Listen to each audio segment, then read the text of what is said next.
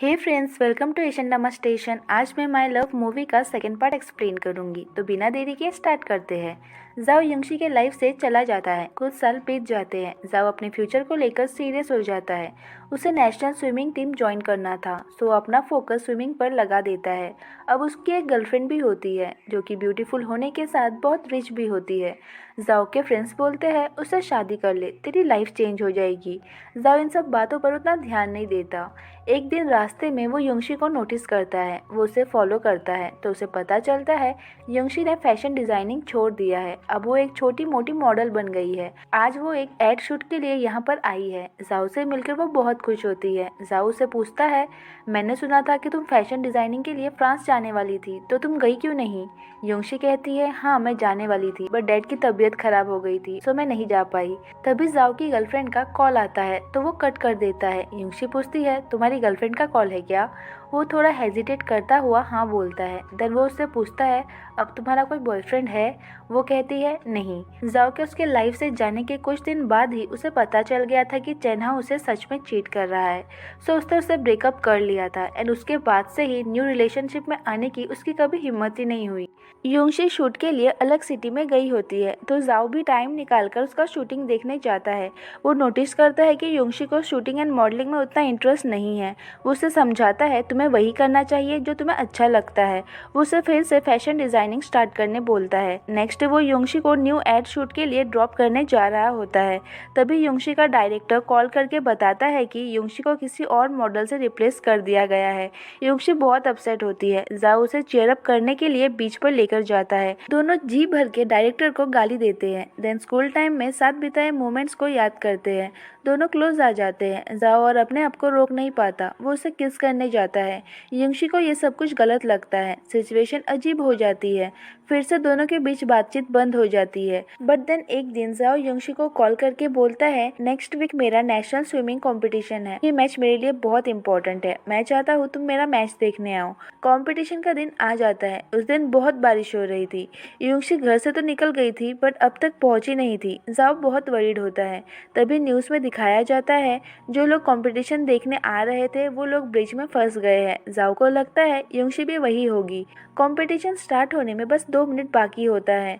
सभी अपने पोजीशन ले लेते हैं बट जाओ चाहकर भी फोकस नहीं कर पा रहा था। सो वो कंपटीशन को बीच में छोड़कर यंगशी को ढूंढने निकल पड़ता है। उसके सभी फ्रेंड्स उसे रोकने की बहुत कोशिश करते हैं बट वो किसी की नहीं सुनता। तूफान और बारिश के बीच पागलों की तरह उसे ढूंढने लगता है। यंगशी भी भागते हुए इसी तरफ आ रही थी। जाओ को यहाँ देखकर पूछती है, कंपटीशन तो स्टार्ट हो गया है ना, तुम यहाँ पर क्या कर रहे हो? जाओ कहता है, तुम्हारा कॉल नहीं लग रहा था, मैं बहुत डर गया था। यंगशी कहती है, मैं टैक्सी में फंस गई थी और मेरा मोबाइल खो गया है।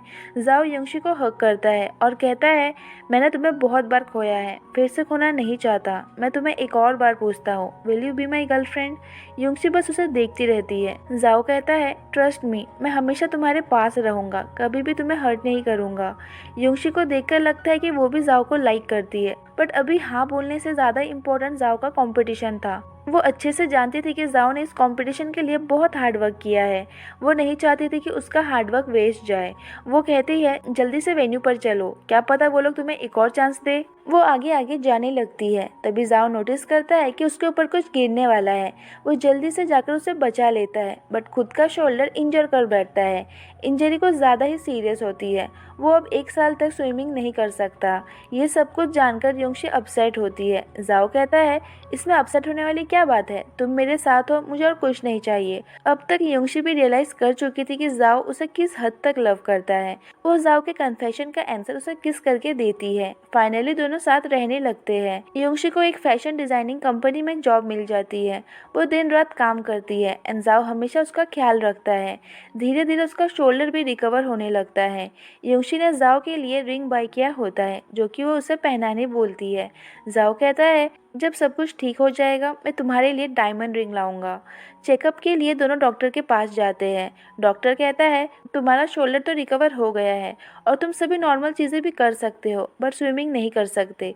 ये सुनकर जाओ पूरी तरह से टूट जाता है। अलग अलग जगह पर जॉब के लिए अप्लाई करने के बावजूद उसे कहीं पर भी जॉब नहीं मिलता। उसकी फाइनेंशियल कंडीशन भी बिगड़ने लगती है बट यंगशी के पास तो जॉब थी, सो वो घर के खर्चे उठाने लगती है। जो कि जाओ को बिल्कुल भी अच्छा नहीं लगता। उसका ईगो हर्ट होता है। उसे लगने लगता है कि वो युंगशी पर बर्डन बनता जा रहा है। उसका मूड ठीक करने के लिए युंगशी उसे शॉपिंग करने ले जाती है। युंगशी उसे एक शर्ट ट्राई करने बोलती है। जाओ नोटिस करता है ये ड्राइंग तो युंगशी ने बनाया था। युंगशी बताती है ये उसका डिजाइन किया हुआ फर्स्ट प्रोडक्ट है। दोनों खुश तो होते हैं बट जाओ उनके फ्यूचर को लेकर अभी भी वरीड होता है। जाओ के सभी फ्रेंड्स भी अपनी अपनी लाइफ में अच्छा कर रहे थे। सभी के पास अच्छी जॉब थी, बस जाओ के पास ही नहीं थी। उसका एक फ्रेंड सभी को अपनी शादी में इनवाइट करता है। देन वही फ्रेंड जाओ को भी शादी कर लेने बोलता है।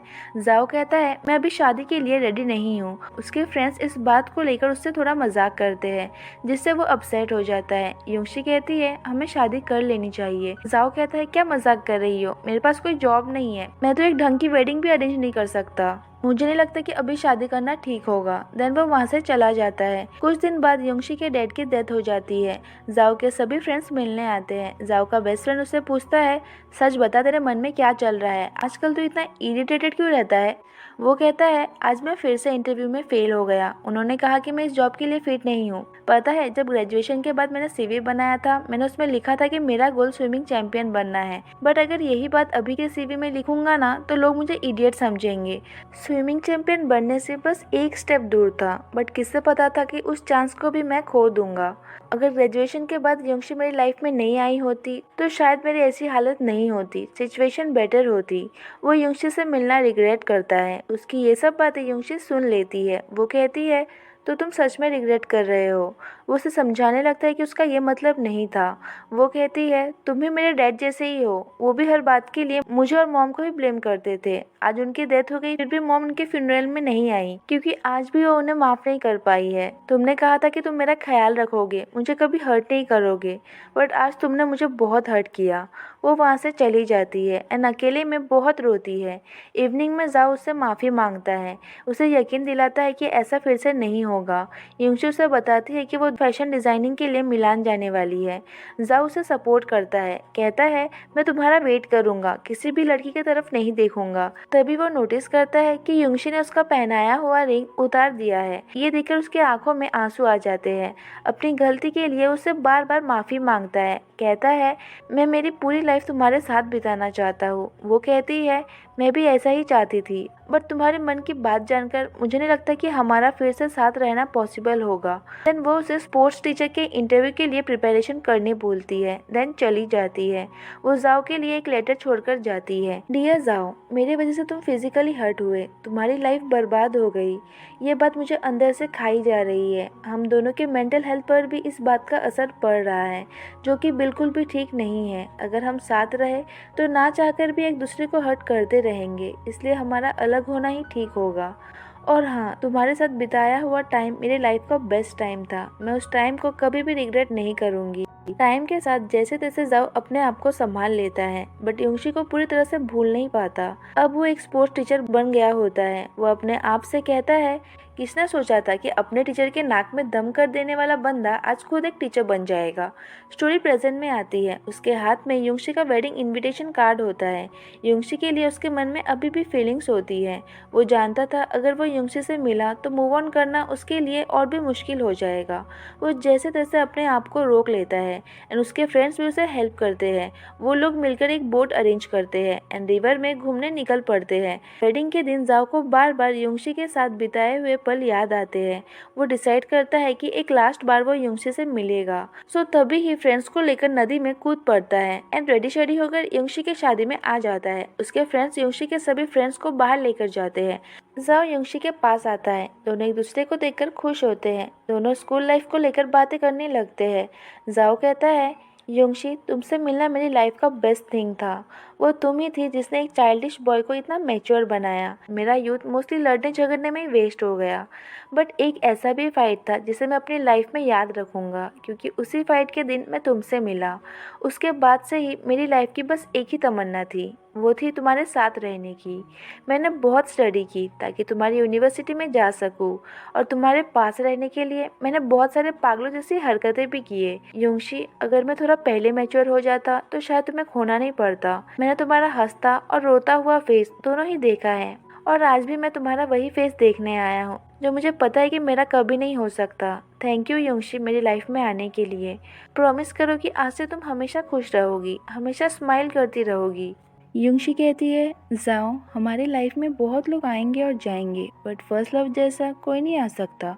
हमारे रिलेशनशिप की एंडिंग चाहे जैसी भी हुई हो, हमने एक दूसरे से ट्रू लव किया था, तो तुम्हें नहीं लगता कि ये एक मेमोरेबल जर्नी थी? जाओ, मुझे मेरी लाइफ के बेस्ट 15 ईयर्स देने के लिए थैंक यू। आज हम दोनों ही अपनी अपनी लाइफ की न्यू बिगनिंग कर रहे हैं। प्रॉमिस करो कि तुम कभी भी पुरानी बातों को लेकर रिग्रेट नहीं करोगे, हमेशा हैप्पी रहोगे। लास्ट में दोनों हैंडशेक करके एक दूसरे को गुड बाय कहते हैं। युंशी बाहर आती है, जाओ की नजरें बस उस पर ही होती है। दोनों एक दूसरे को लास्ट बार के लिए देखते हैं। युंशी हैप्पीली अपने रूम की तरफ जाने लगती है। अपने आंखों के सामने अपने लव को किसी और के होते हुए देखना बिल्कुल भी इजी नहीं होता। जाओ के लिए भी इजी नहीं था, बट फिर भी युंशी की खुशी देखकर जाओ भी बहुत खुश था। एंड ट्रू लव का मतलब भी यही होता है ना, कि हम कभी भी उसकी खुशी को बर्बाद नहीं करेंगे, हमेशा उसकी खुशी ही चाहेंगे। एंड इसी के साथ ये मूवी यहीं पर एंड हो जाती है। Thanks for watching.